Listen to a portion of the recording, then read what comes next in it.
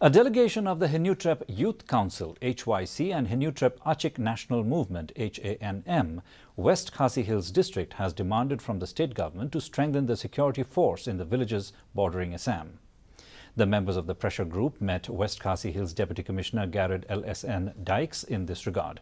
Speaking to media persons after the meeting, Henutrep Achik National Movement President Wilstone Soshang said that the organizations fear that the firing incidents at Mukro might also affect the border villages in the district, and therefore they have demanded to tighten the security in the villages along the interstate boundary with Assam.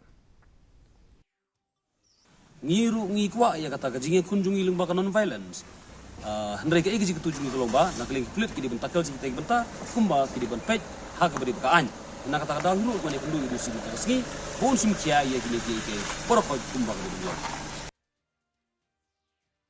In FIFA